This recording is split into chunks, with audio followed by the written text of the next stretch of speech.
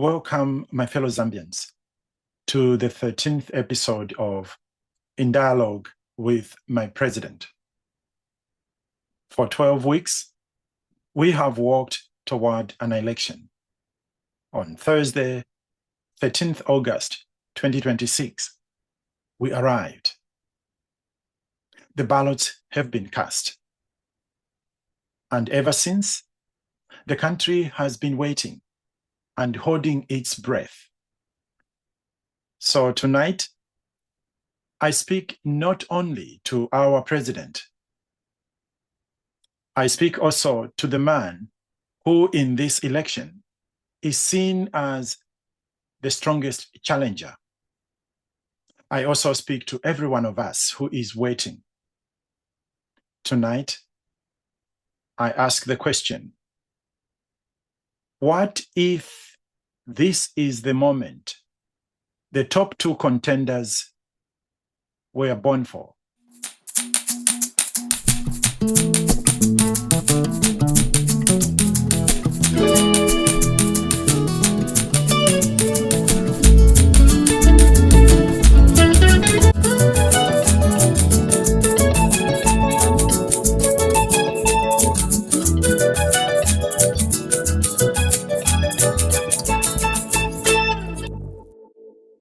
Good evening, Your Excellency, President Hakainde Hichilema.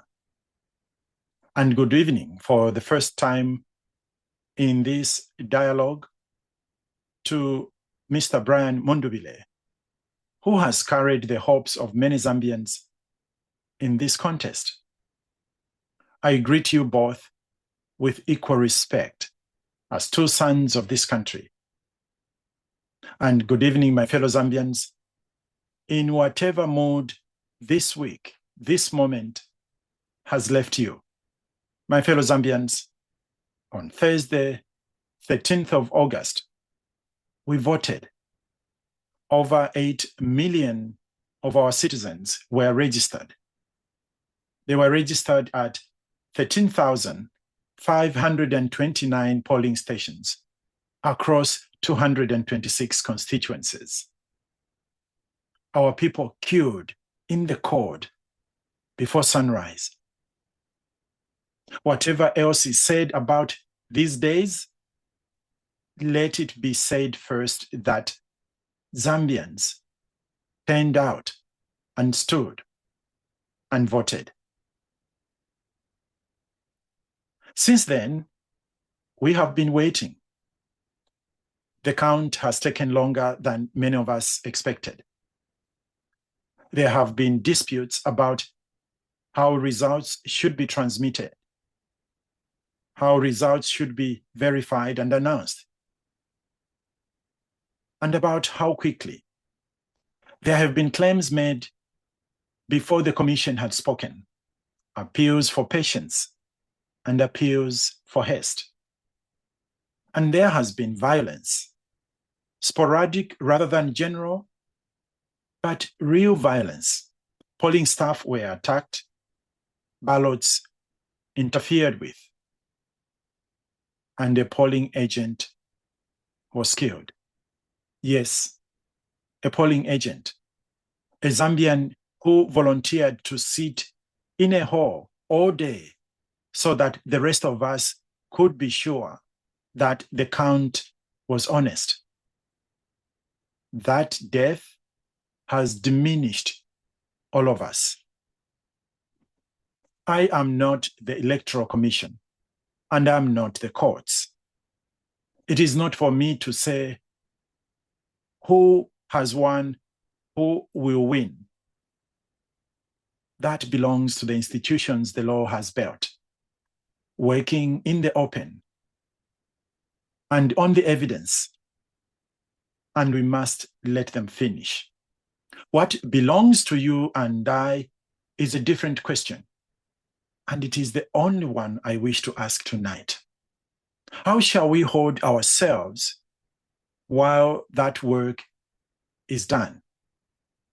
My fellow Zambians, let us see the campaign we have just lived through for what it is. It was intended to be a conversation among citizens, A long, loud, and sometimes bruising conversation in the markets, on the radio, under the mango tree, in the minibus. An election is simply the moment when that conversation is written down, one citizen at a time, in a quiet booth, on a piece of paper. But the writing down is not the end of the conversation. It is a comma, not a full stop. On the morning after the declaration, whoever is declared, the pothole on the Great East Road will be the same pothole. And the child in Senanga will still be sharing a textbook between 5 desks. An election does not dissolve our disagreements. It is supposed to organize them so that we may keep working while we still disagree. And the fairness we are demanding this week, this period, the justice, the mutual respect, the human rights, they were never meant to be borrowed for the election period and returned once the votes are counted. They are how a nation lives on ordinary days. If we want them in August only, we are not being fair to ourselves. Which brings me to something that may sound strange in a period like this. The purpose of the contest was never to produce a winner. It was to produce a country able to keep going. If we lean too far into winning and into making the other side lose, we shall dismember ourselves. Our Lord said it in words no Zambian needs explained. And if a house is divided against itself, that house cannot stand. We are one house. There is a moment in the book of Esther that has never left me.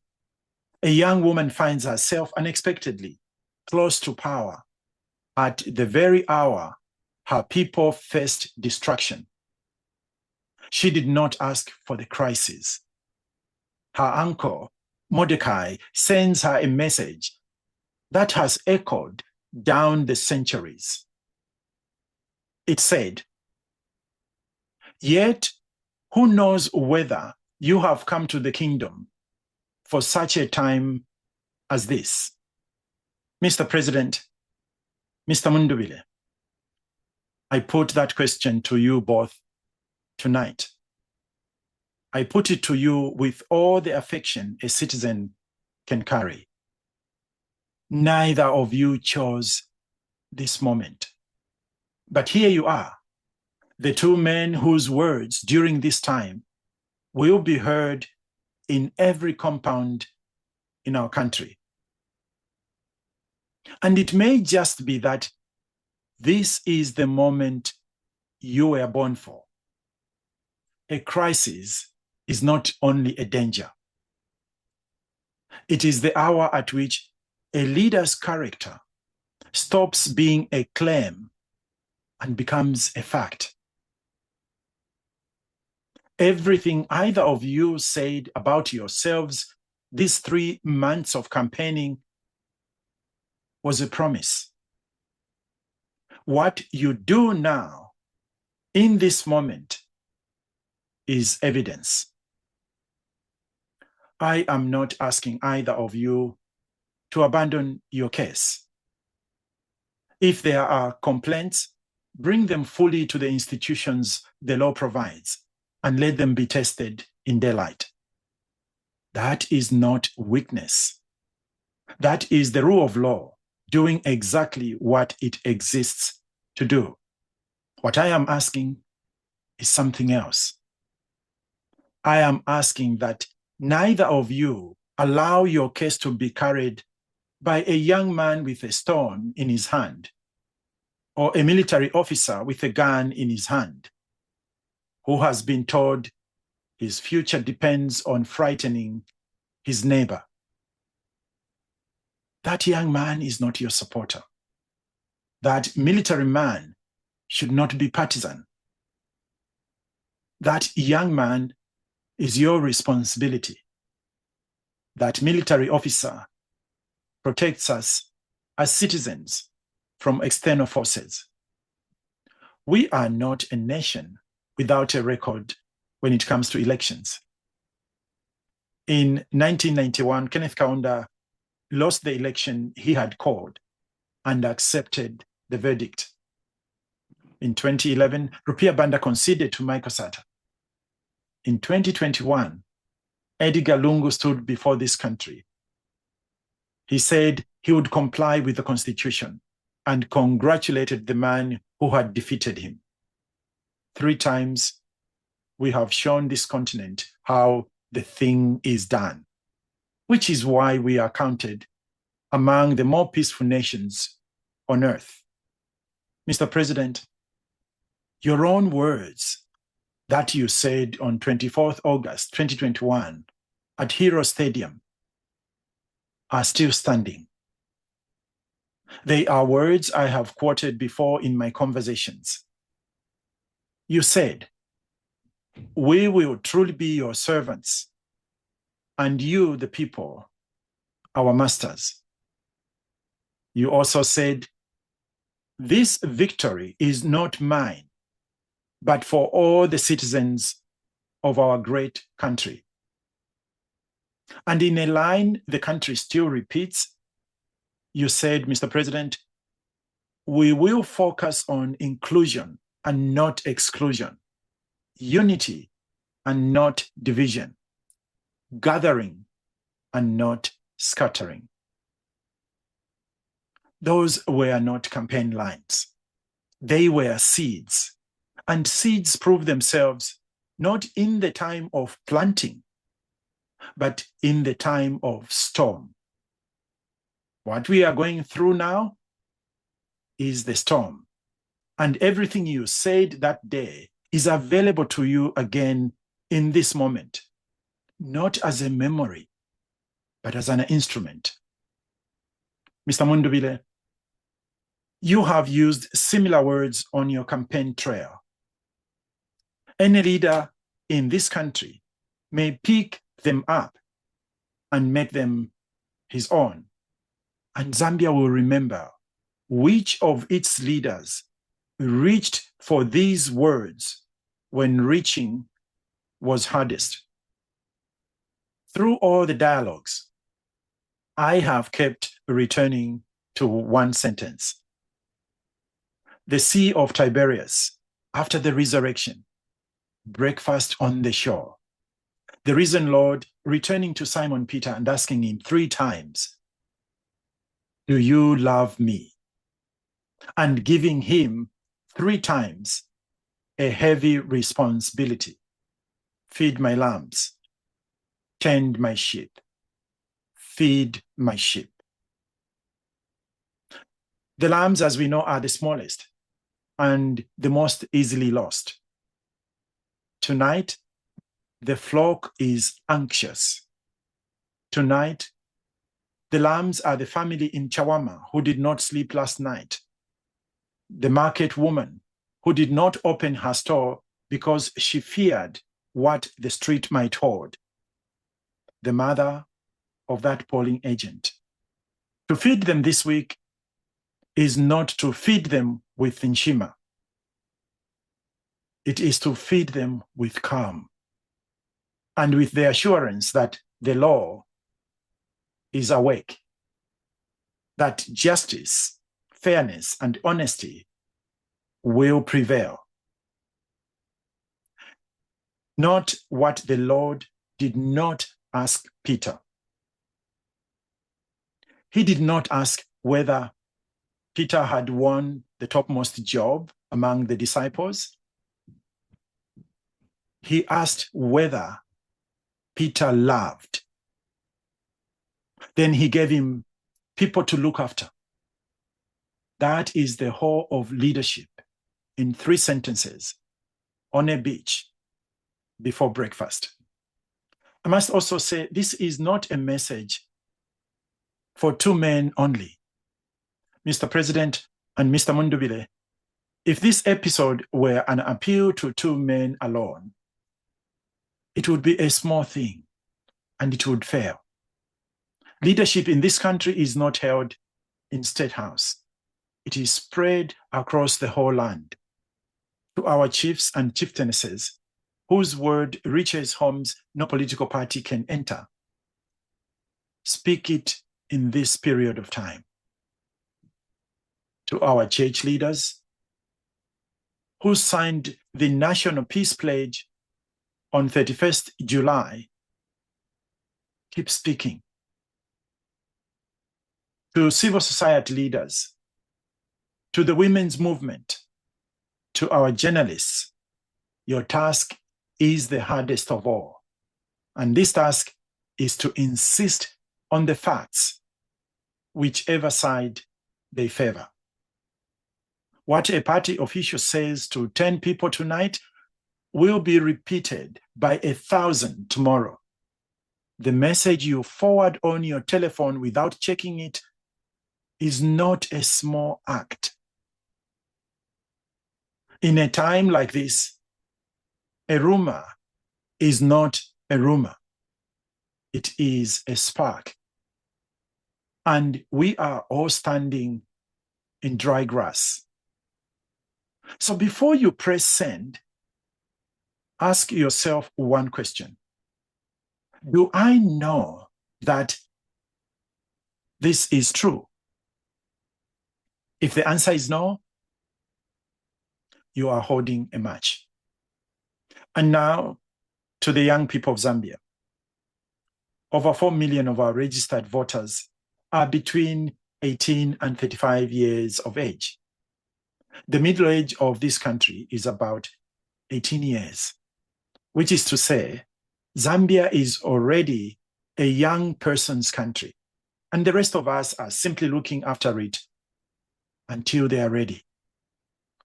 So hear me, my young sisters and brothers, daughter and son, and especially those of you who reached voting age in time of this election. What is being decided in this election is not really who governs for 5 years. It is what kind of country you inherit and what you grow up believing is normal.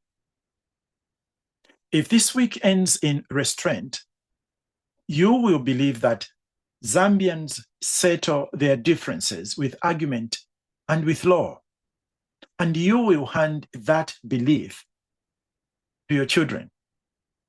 If it ends in blood, you will hand them something else.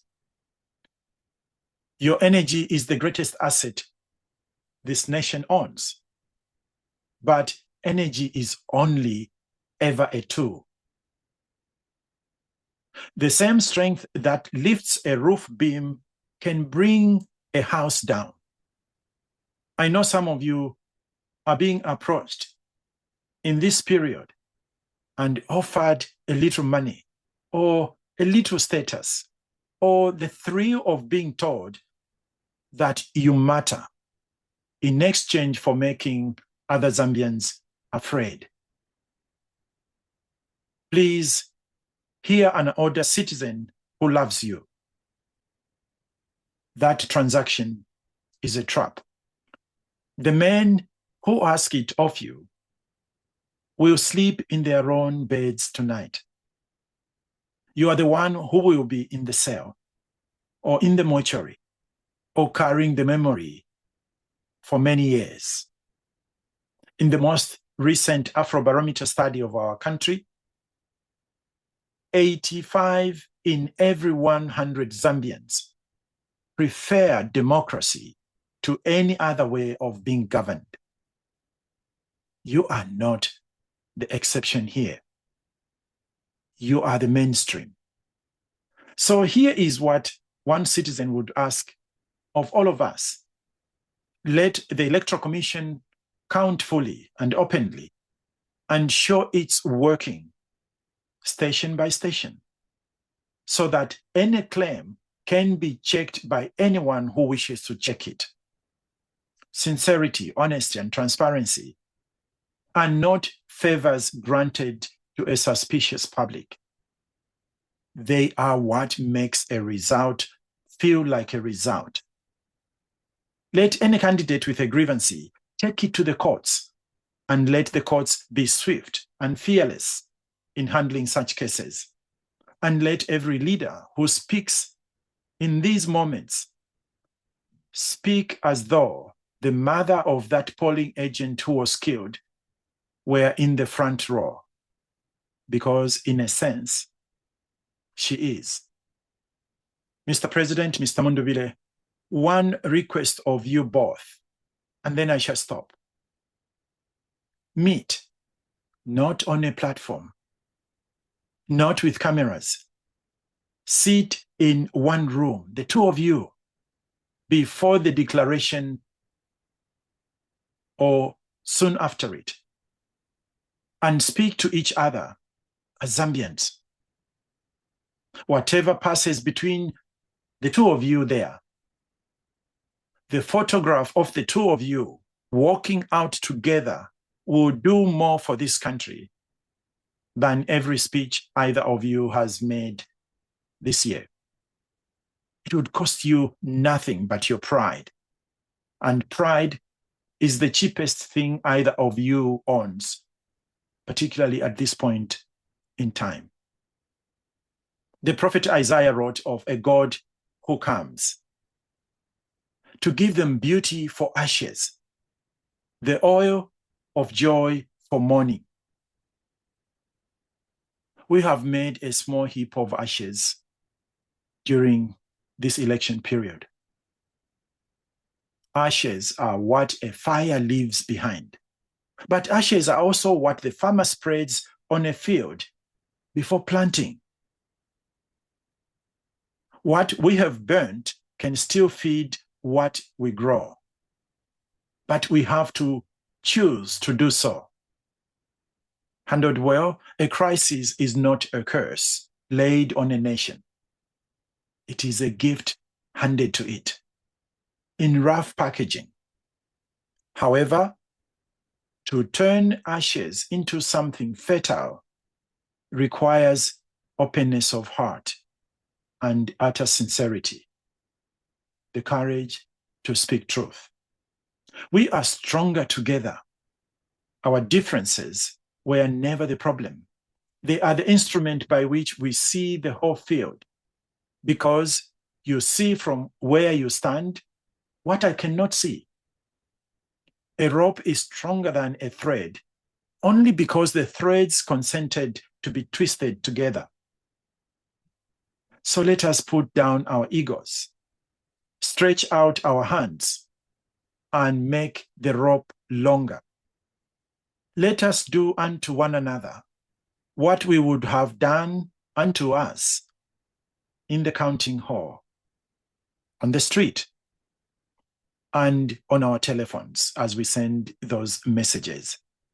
Zambia is greater than any one of us, and greater than any part of us. Mr. President, Mr. Mundubile, here are a few questions for you to ponder as you go to sleep. If this really is the moment you were born for, what were you born to do? To win this moment, or to hold the country through this moment? What one sentence could you say this moment that would let a frightened Zambian sleep tonight? And what is stopping you when your grandchild asks what you did in this election of 2026? What do you hope to answer? And if the Lord asked you tonight, as he asked Peter on the shore, do you love me? And then said, feed my lambs, whose face would come to mind first. Until next time, May we choose peace before we choose victory. May we choose truth, even when the truth does not favor us. May we choose kindness in the hour when kindness is expensive. May we choose the rule of law, the patience of justice, and mutual respect in August and in every month of the year. May we remember that we are stronger together as one Zambia, one nation. May God hold this country with both hands. Good night, Your Excellency. Good night, Mr. Mundubile. Good night, Zambia.